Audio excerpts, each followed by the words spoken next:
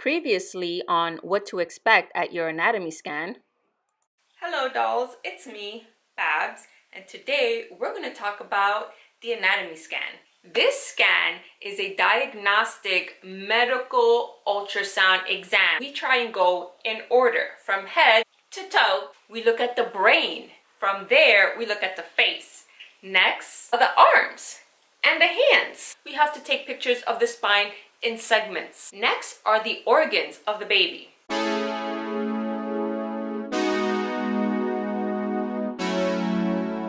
Okay, I took a break and I don't remember where I left off. So I'm just gonna say that it's time for part 2, the transvaginal portion.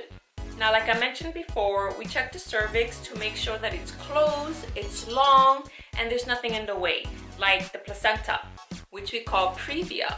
Or if it's close to the cervix, we call it a low-lying placenta. I've inserted 3 examples of previa, although the last one, low-lying placenta, is not previa, but still something you may encounter.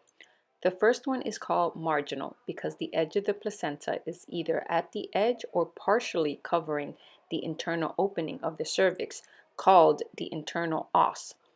Now, some places will distinguish between marginal and partial previa, but to make this simple, we'll use it interchangeably. The second figure is the most severe form of previa because it covers the cervix completely. The third image is of a low-lying placenta. The edge of the placenta is not covering the internal os, but it's close. So it's not really previa, but out of all of these examples, this one is the most likely to move out of the way by term. Your doctor may have you return for another ultrasound at 28 weeks or around then. Complete previa is the one least likely to move out of the way because it has a lot of distance to cover. But I've seen it happen many times, and this is a discussion for your doctor. Other reasons why we might check your cervix: you had preterm delivery in one of your pregnancies, you had surgery in your cervix, or you're having multiples like twins or triplets.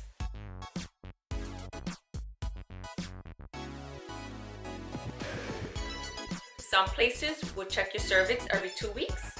Some places might even do once a week. Or if you had a previous exam and they noticed that your cervix was short.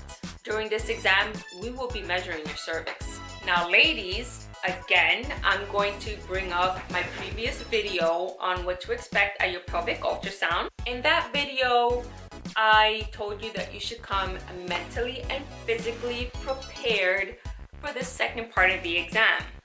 Today is no exception. Please come fresh. We don't care if you haven't shaved or if you haven't waxed or if you haven't trimmed. But we do care, even though we won't say it, if you don't smell so great. Now, nobody likes this part. So when you say, "Oh, I hate this part," we already know. Everybody says it. We hear it all the time. At best, a patient is neutral about it. At worst, a patient hates it so much and tries to avoid it. But nobody ever gets excited. No one is ever, yes, oh my God, you're going down there with that? I cannot wait. When do we start? This part is usually very, very quick. Anywhere between a minute to 3 minutes. Once the exam is done, one of 2 things may happen, or one of 3 things may happen. You get dressed and then you see your OB right away and you get the results from them. A doctor comes in, double checks the work, scans you again real quickly, and then they give you the results. Or you go home and get the results from your doctor the next time you see them. Either way, we technicians cannot give you the results. So some advice for you to prepare for your anatomy scan: come mentally prepared, come physically prepared. If they're not checking your cervix, do not wear a dress. If they are checking your cervix, don't wear a jumpsuit. Be calm, cool, and collected. A lot of things are going to be said and done that you do not understand. That doesn't mean that there's something wrong. So please do not freak out. And if you're lucky, Everything was seen in one visit, and then you don't have to come back until your doctor tells you when. It's Future Babs here again. I completely forgot to mention that yes, during this time, we can tell you the gender of the baby if you want to know. Now, this is solely dependent on the baby. Are the baby's legs open? Are they closed? Is the umbilical cord in the way? Are the feet in the way? Are the hands in the way? Sometimes the baby just does not want to show.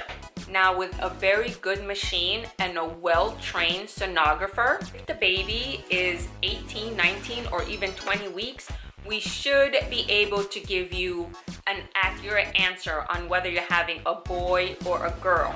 Yes, I have heard stories that someone was told that it was a girl, but in reality, it was a boy. Those things can happen, but mostly it usually happens if, let's say, the machine wasn't so new. Now, if you see me, I don't say anything unless I'm absolutely sure that it is a girl or that it is a boy. But nothing is 100%. So I would never tell you 100% girl, 100% boy. Because at the end of the day, an ultrasound is still not perfect. One last thing, every sonographer is different. Not every sonographer is going to be chatty Cathy and talk throughout the whole exam, because this is a medical exam and we need to focus on your baby. So if someone doesn't talk too much, that doesn't mean that there's something wrong. If someone's really focused on the screen, it doesn't mean that we see something and we're concentrating on it. It just means that our attention has to be 100% on your baby so we could get the best pictures. So please don't take offense if your sonographer is really quiet and doesn't want to answer too many of your questions. In the past, I have been accused of being very mean or rude or a bitch. But that's only because I was really focused on doing my job the right way, and talking too much makes me forget things and it distracts me. If I am very talkative, it's because I'm comfortable with the patient, and if I make a mistake, I know that she'll be cool about it. It's best to leave your questions for the end of the exam, and your sonographer may not be able to answer all of your questions. It's best to leave them for your doctor.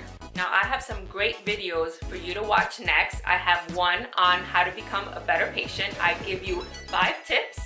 Another one is on the pelvic ultrasound. Very, very informative. And the last is about the 3D photo, the most sought after photo, and why you didn't get one, or why you may not get one. Thanks for watching.